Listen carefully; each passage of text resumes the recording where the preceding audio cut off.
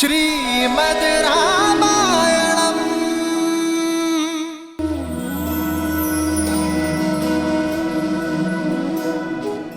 राम, आज तक किसी ने मेरा सत्य जानना नहीं चाहा, लेकिन केवल तुम हो राम, जिसने बिना किसी भय के इस पत्थर की भावना को समझा। तो सुनाइए वो सत्य मां जो बरसों से इस प्रतिमा के पीछे छुपा है।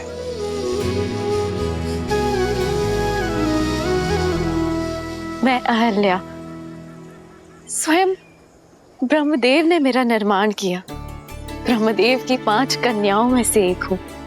वैसे तो इस संसार ने सुंदरतम स्त्रियों में स्थान दिया, लेकिन महर्षि गौतम ने अपने जीवन में अपनी पत्नी बनाकर स्थान दिया। प्रसन्न थी मैं, सब कुछ था मेरे पास।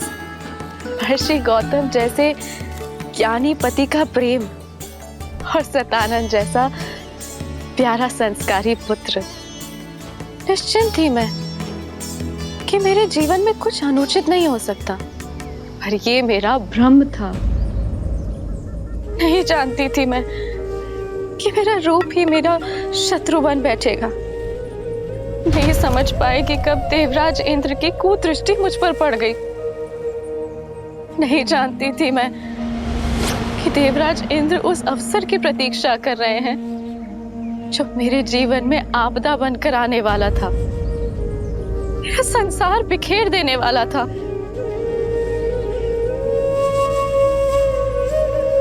अग्नि मेरे पुरोहित यज्ञस्य देवनृत्य। अहिल्या,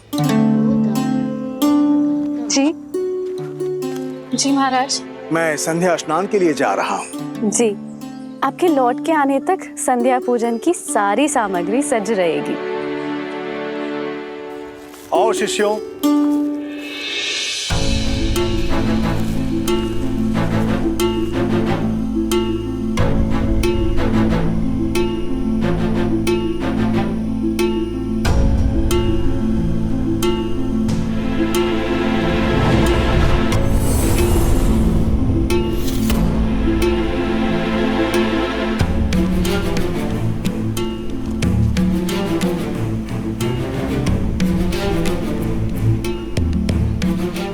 पुत्र सतानंद, तुम्हारे पिताश्री संध्या स्नान के लिए गए हैं और अपने वस्त्र यहीं पर भूल गए।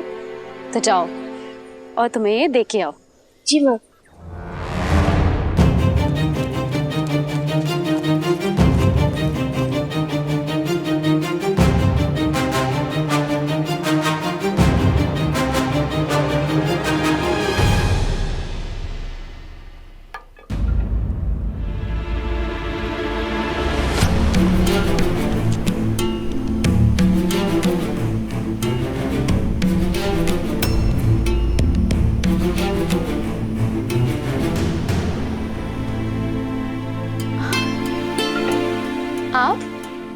आपको स्मरण हो गया कि आप संध्या स्नान के लिए गए, किंतु अपने वस्त्र ही भूल गए थे। मैंने सतानंद को भेजा है आपके वस्त्र लेकर।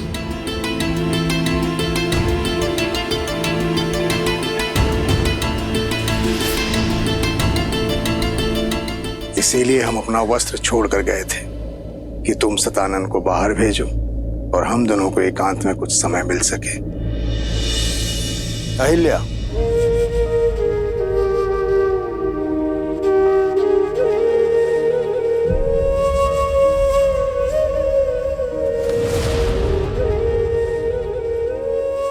राम, इंद्र की शक्तिशाली माया जाल में फंस गई। नहीं समझ पाई कि मेरे पति के रूप में कोई और था और वहां अनर्थ हो गया।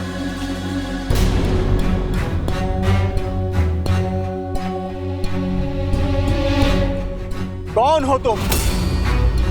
मेरा वेश धारण करके मेरे आश्रम में क्या कर रहे हो तुम?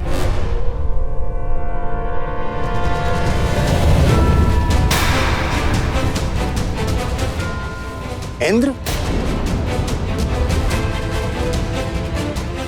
देवता होते हैं मनुष्य और ऋषियों की रक्षा के लिए, परंतु तुम एक ऋषि पत्नी के साथ, ना ही तुम देवराज होने के योग्य हो, ना ही यज्ञ की आहुति प्राप्त करने के योग्य। नहीं ऋषिवर, ऋषिवर मुझे क्षमा कर दीजिए, मुझसे बहुत बड़ी भूल हुई है ऋषिवर। तुम्हारे पाप के कारण जीवन के प्रत्येक क्षण में तुम्हें शाप भोगने के योग्य हो तुम।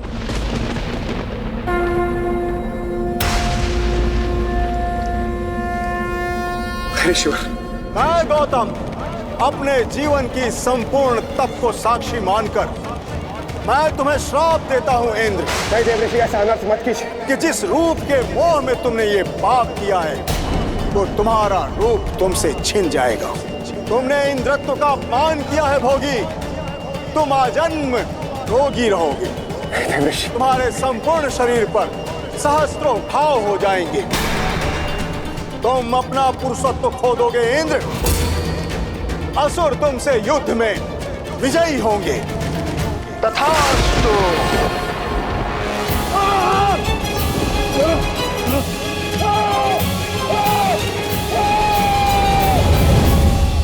ऋषि गौतम की आंखें पथराई हुई थी, वो मौन थे, मौन, जो मेरे जीवन में महाचक्रवात लाने वाला था। क्या अपराध था मेरा ये कि मैं एक सती होके अपना सत्य सिद्ध नहीं कर पाई, या ये कि मैं एक दुष्ट के मन की मलिनता को समझ नहीं पाई।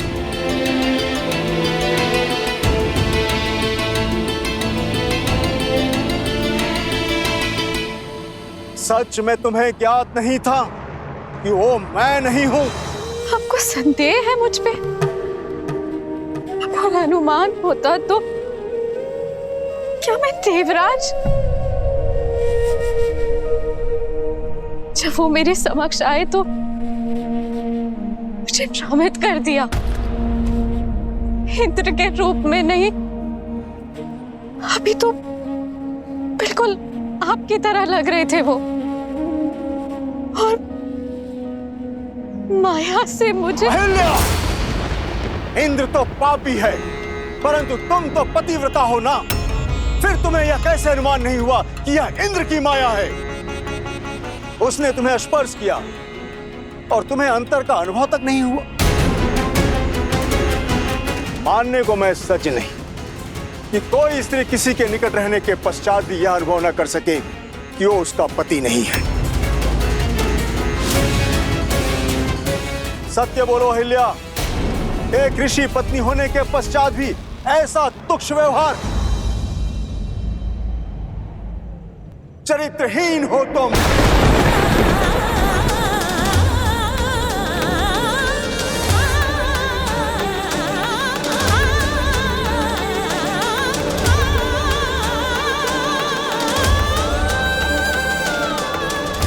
जो स्त्री शब्दों से, भाव से, स्पर्श से किसी की भावना को न समझ सके वो पत्थर के समान होती है।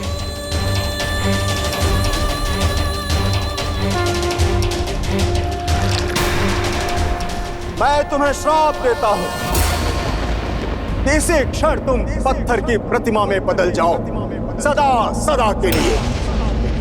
तथास्तु।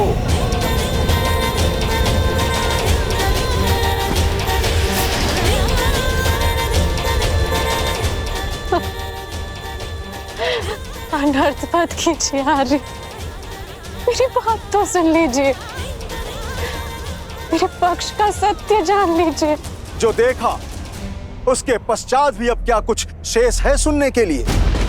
नहीं अहिल्या, तुम क्षमा के योग्य नहीं हो। मेरा श्राप अवश्य पूर्ण होगा। तुम्हें यह पीड़ा अकेले ही भोगनी पड़ेगी, और जो कोई भी इस क्षेत्र में प्रवेश करेगा वो तुम्हारे पाप का भागीदार बनेगा। तुम्हें श्राप से वही मुक्त करेगा जो काम, क्रोध, मद, मोह, लोभ और मत्सर से मुक्त होगा।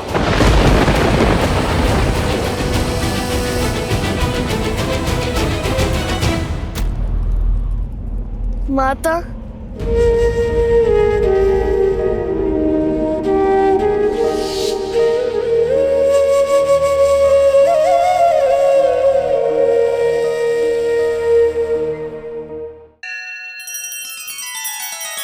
श्री रामचंद्र कृपालु भजुमन हरण भव भय दारुणम नव कंज लोचन कंज मुख कर कंज पद कंजारुणम। सिया राम सिया राम सिया राम सिया राम। आदर्श और मर्यादा की है ये कथा महापावनम काट मद श्री से मिला दे श्रीमद् रामायणम श्रीमद् रामायणम। सिया राम सिया राम सिया राम सिया राम। मुझ पर अपराध हुआ और दंड भी मुझे ही मिला। मेरा पक्ष सुने बिना मेरा न्याय किया गया। तब से मैं प्रतीक्षा में हूं कि कोई आए और मेरी पीड़ा सुने। और अब तुम आए हो राम। इनकी बात पर विश्वास नहीं किया जा सकता। महर्षि गौतम जैसे महान ऋषि क्या ऐसी श्राप दे देंगे?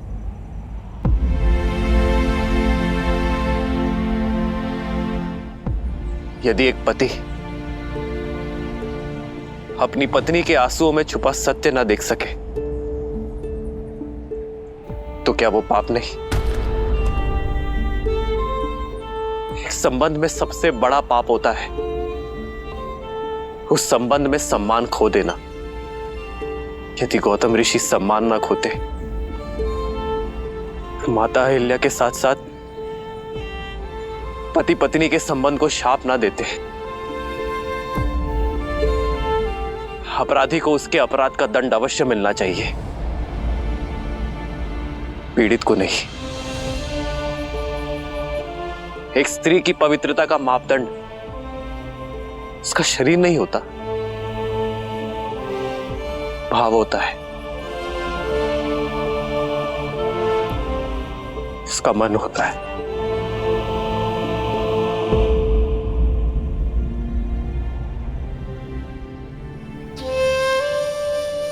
मैं लज्जित हूं मां कि आपके पति ने आपकी पीड़ा नहीं समझी, किंतु ये पुत्र समझता है। आप निष्पाप है मां, आपको दिया गया शाप अनुचित था।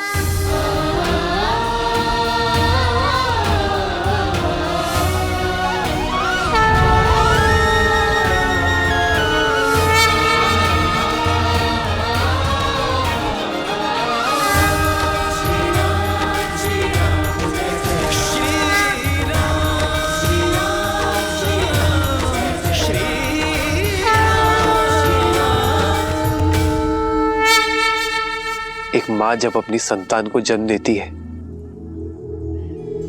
तो कुछ देर के लिए मूर्छित हो जाती है, पथरा जाती है।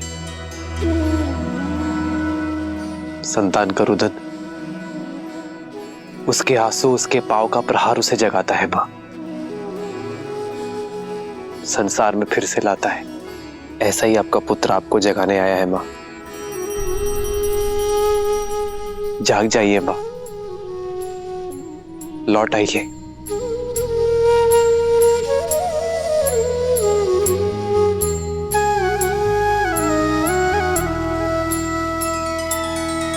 नैना करुणा पग में ममता पाषाण में लादे प्राण निष्पाप ना कभी दंड भोगे राम का है ये विधान। श्री राम श्री राम श्री राम श्री राम श्री राम श्री राम श्री राम श्री राम।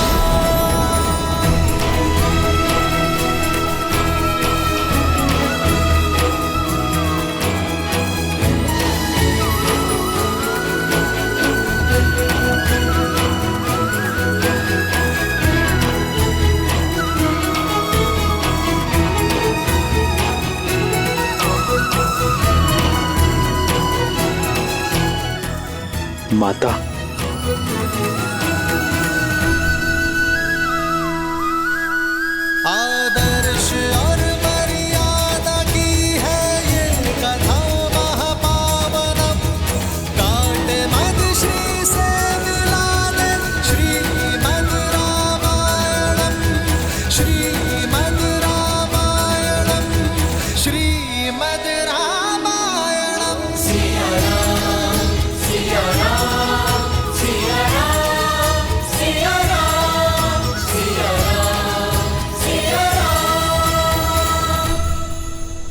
माता, माता, पुत्र, माता,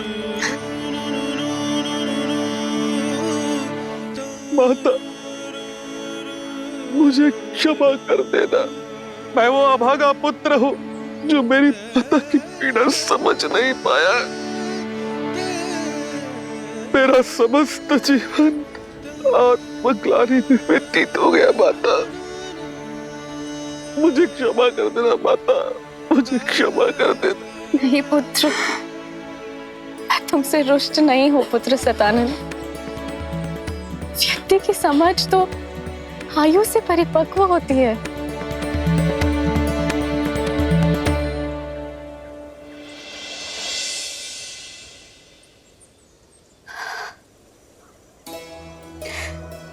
मेरे जाने का समय हो गया है राम, और जीवन का उद्देश्य भी, जो कदाचित तुम्हारी यात्रा में आकर संसार को संबंधों की सीख देना था। आज तुम्हारे सत्य ने मुझे मोक्ष दिलाया है। जैसे मैं केवल राम का नाम लेकर इस संसार से जा रही हूँ, उसी प्रकार सभी सिर्फ तुम्हारा नाम लेकर ही साथ जाएंगे। राम नाम सत्य है। जीवन में हानि लाभ, शाप वरदान, पवित्र अपवित्र कोई महत्व नहीं रखता। महत्व है तो मात्र एक सत्य का। और यही सोच मनुष्य को जीवन और मरण के चक्र से मुक्ति दिलवाएगी, मोक्ष दिलवाएगी। राम नाम सत्य है। राम नाम सत्य है। राम नाम सत्य है। राम नाम सत्य है। राम नाम सत्य है। जय जय राम श्री राम।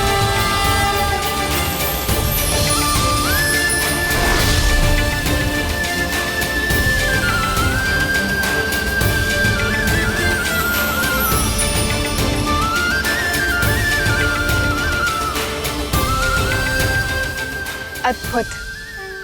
राम नाम सत्य है। हाँ देवी, राम नाम से बड़ा सत्य तो इस संसार में और कोई हो ही नहीं सकता। क्योंकि श्री राम जैसे मनुष्य अपने अपयश की चिंता किए बिना दूसरों की पीड़ा हरते हैं। अपने विषय में सोचे बिना दूसरों के विषय में सोचते हैं। अब ऐसे मनुष्यों के जीवन का मार्ग तो सत्य से ही परिपूर्ण होगा। वहीं दूसरी ओर रावण जैसे लोगों के लिए उनके व्यक्तिगत लाभ, उनके अभिमान, उनके यश से बढ़कर और कुछ नहीं होता।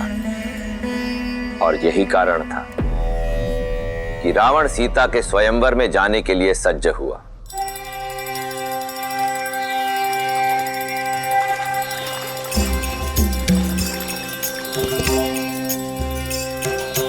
आशुतोष शशांक शेखर चंद्रमौली चिदंबरा कोटि कोटि प्रणाम शंकर कोटि नमन दिगंबरा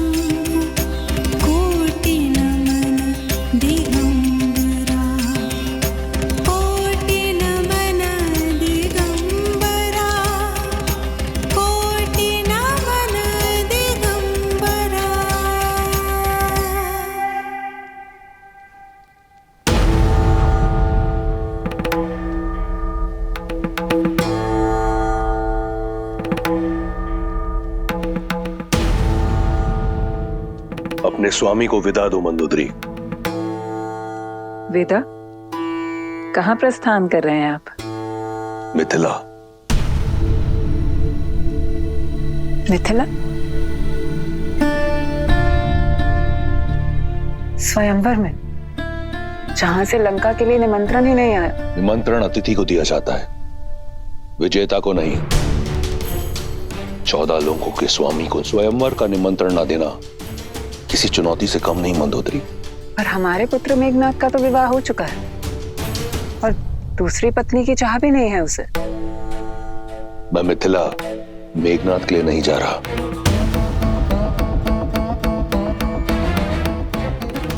तो फिर तो ये चुनौती सम्मान का नहीं, उपहास का कारण बनेगी रक्षराज। आपकी आयु तो जनक से भी अधिक है। निसंदेह, परंतु ना मैं जनक हूं और ना सीता का पिता, और आयु उन्हीं की बढ़ती है जो स्वयं को वृद्ध माने। इतने वर्षों पश्चात मेरा प्रेम, मेरी सेवा आपके लिए कम पड़ गई। मंदोदरी, तुम मेरे लिए वो अमूल्य रत्न हो जिसका तेज, जिसकी चमक कभी मंद नहीं होगी।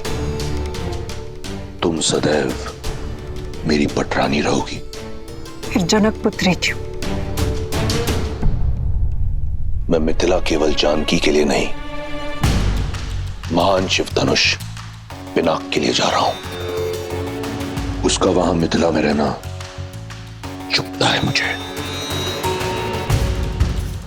जब महादेव का परम भक्त यहां लंका में है, तो उनका पावन धनुष वहां मिथिला में क्यों? मैं उसे यहां लेकर आऊंगा, अपनी भक्ति के प्रसाद के रूप में। और यदि जानकी मेरी वीरता का पुरस्कार बनकर यहां आती है, तो इसमें क्या बुराई है? जो आप करने जा रहे हैं वो अनुचित है लंकेश।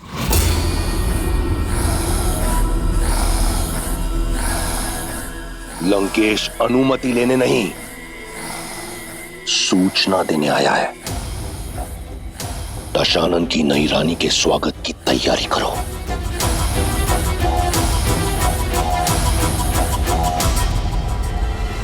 अपने इस भक्त को आशीर्वाद दे महादेव। और मुझे आशा है कि मेरी पटरानी की ओर से आपके धनुष के स्वागत में कोई कमी नहीं रहेगी।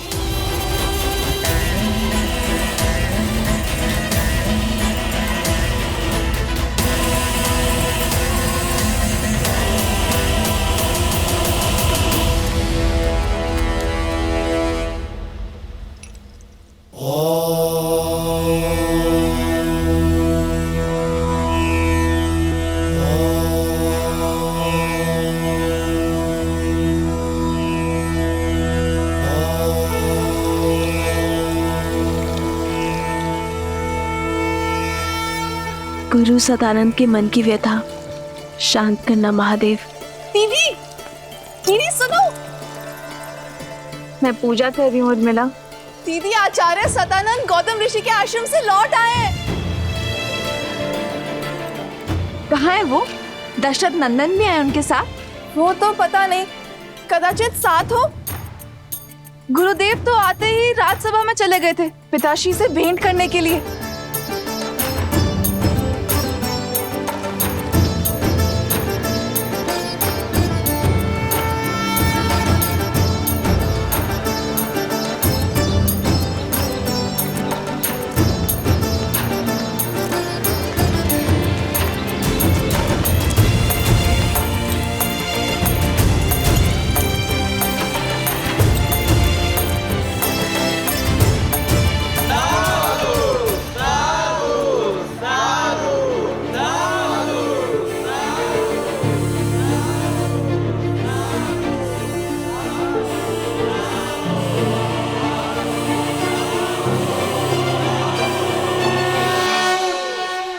ना सिद्धि थी, ना मंत्र, बस आंखों में अश्रु और वचनों में करुणा। राजन, उसका बखान मैं अपने शब्दों में नहीं कर पाऊंगा। अपने स्पर्श से मेरी माता को श्राप मुक्त कर दिया और मुझे बिना स्पर्श के इस अभिशाप से कि मैं एक चरित्रहीन का पुत्र हूं, आज मैं आपके समक्ष गर्व के साथ यह कह सकता हूं कि मैं अहिल्या पुत्र सतानंद हूं। मेरी मां कलंकिनी नहीं है, मेरी मां पवित्रा है, पवित्रा।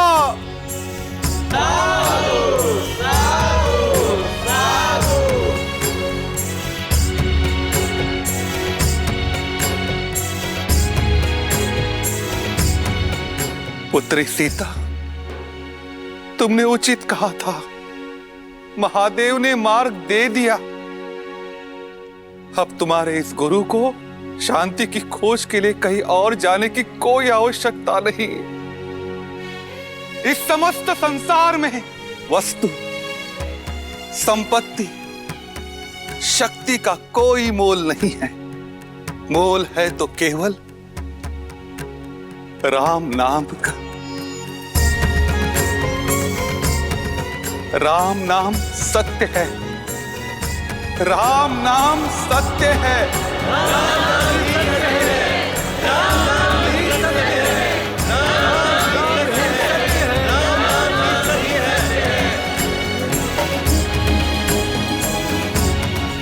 गुरुवर, ऐसे धीर के तो हम भी दर्शन करना चाहेंगे।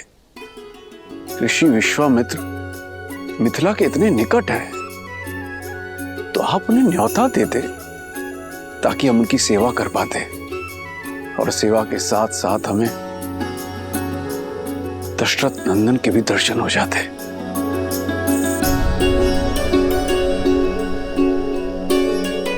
राजन, मैंने प्रयास किया था।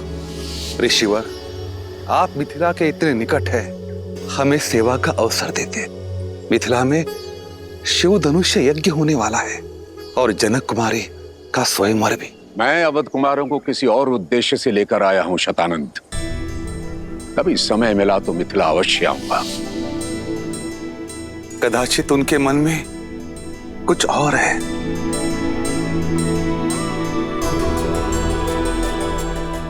जैसी महादेव की नियति। यदि महादेव चाहेंगे तो ऋषि विश्वामित्र भी हमें दर्शन देंगे और दशरथ नंदन राम भी।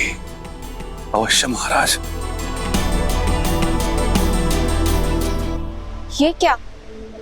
विश्वामित्र तो ब्रह्म ऋषि हैं। वे जानते हैं कि सीता केवल राम की ही होनी है। फिर विश्वामित्र ने मिथिला जाना अस्वीकार क्यों कर दिया? कदाचित इसलिए क्योंकि वो ब्रह्म ऋषि हैं। कदाचित इसलिए कि वो उस क्षण की प्रतीक्षा कर रहे थे जब यह निर्विवाद रूप से सिद्ध हो जाए कि श्री राम से श्रेष्ठ और कोई नहीं। कदाचित इसलिए भी क्योंकि अभी किसी और के मिथिला पहुंचने का समय हुआ है।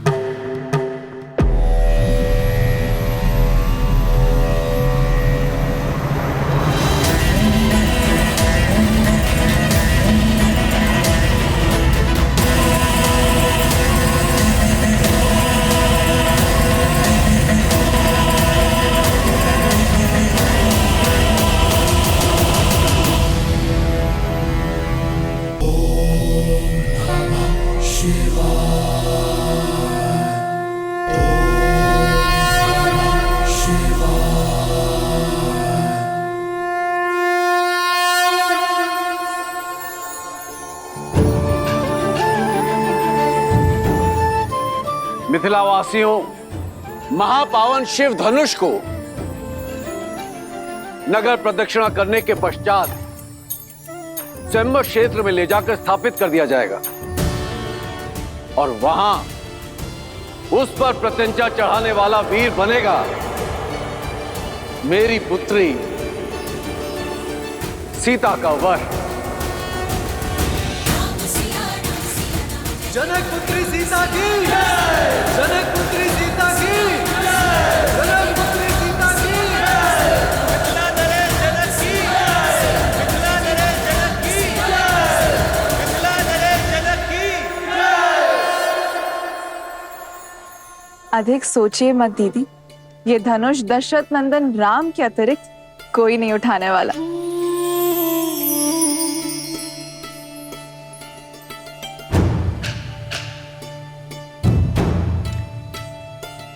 अनुष्ठान प्रारंभ करो।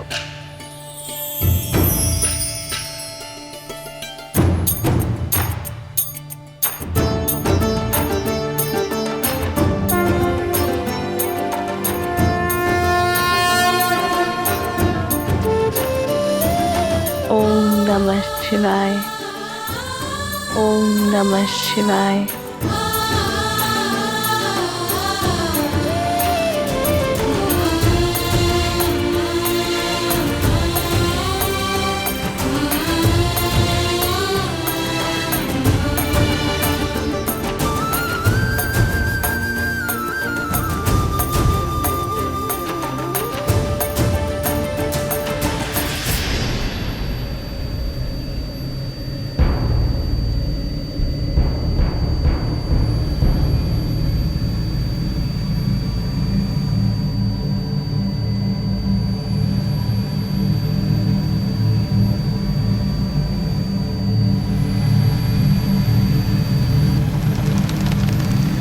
पुष्प विमान अर्थात रावण यहाँ आया।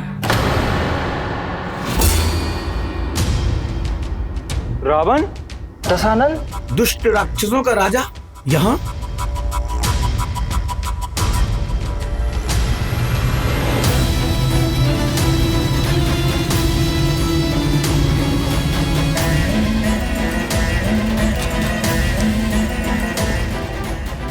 महादेव का पिनाक तो यहां है, अर्थात स्वयंवर आरंभ होने में समय है। पुष्पाक,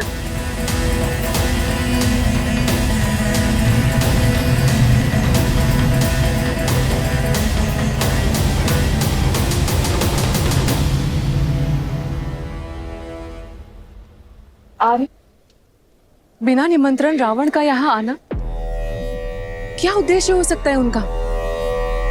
वो दशानन है, उन्हें निमंत्रण की आवश्यकता नहीं पड़ती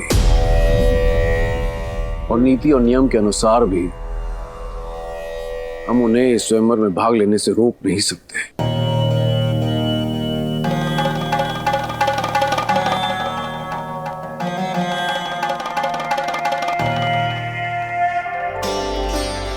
मुझे पूरा विश्वास है आप मेरे लिए जो भी करेंगे शुभ ही होगा।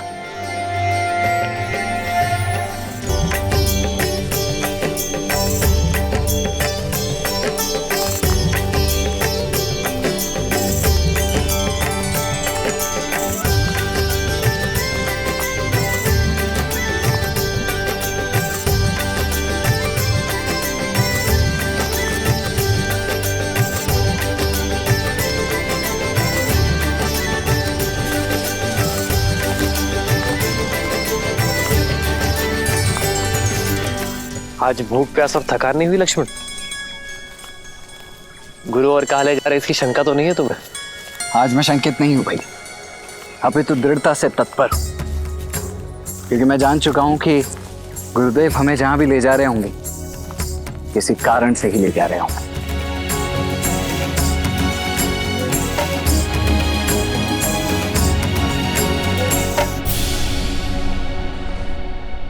यहाँ नहीं रहना हमें, चलो जल्दी चलो। हाँ, यहाँ नहीं रहना, चलो चलो।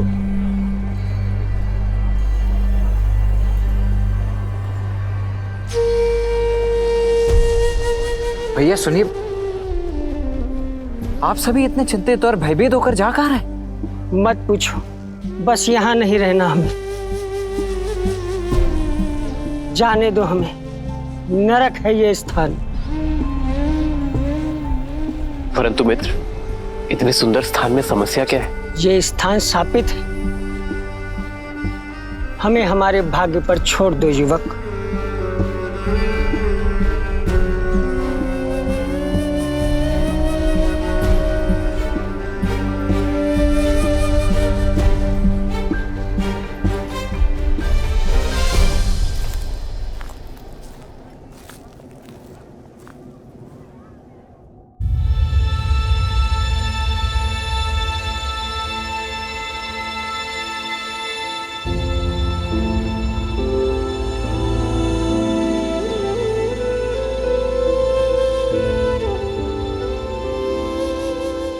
वो झील देख रहे हैं ना, कृष्ण झील।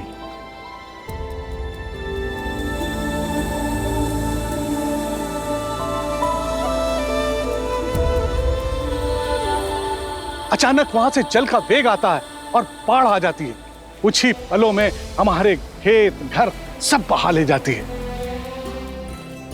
अब तक जैसे तैसे हमने पुरखों की जमीन खेत को बचा कर रखा, पर अब साहस टूट चुका है।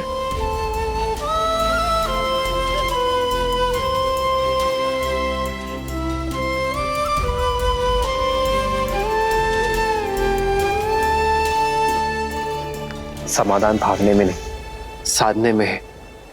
प्रयास किए पर कोई भी इस बाढ़ को नहीं रोक पाया। जिसने भी प्रयास किया वो मारा गया। राक्षस शंखचूड़, उसकी पत्नी देवी तुलसी और नारायण की कथा तो सुनी है ना। वो झील साधारण नहीं है, देवी तुलसी के मन की पीड़ा से भरी हुई है। नारायण ने शंखचूड़ के छल से प्राण ले लिए और देवी तुलसी ने उसी पीड़ा में उन्हें शालिग्राम बनने का शाप दे दिया।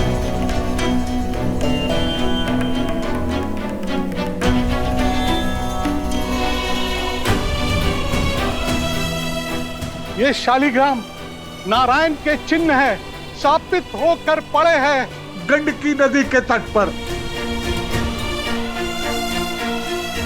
जहां ईश्वर ही शापित हो, वहां मनुष्य के प्रयास से क्या होगा।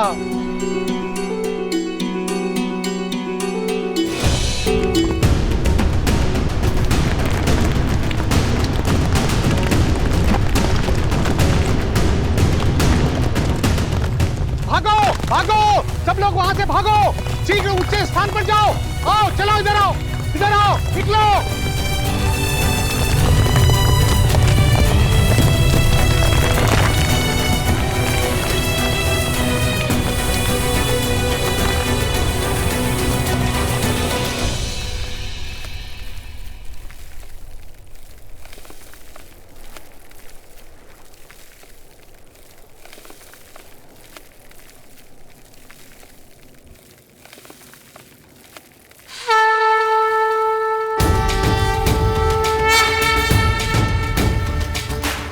कहां जा रहे हो? ये दुस्साहस तुम्हारे प्राण ले लेगा। आप तो बड़े हैं, ज्ञानी लगते हैं, रोकिए इन्हें। इनसे कहिए कि अपना मार्ग बदल लें। जिन्हें संसार बदलना होता है वे अपना मार्ग नहीं बदलते।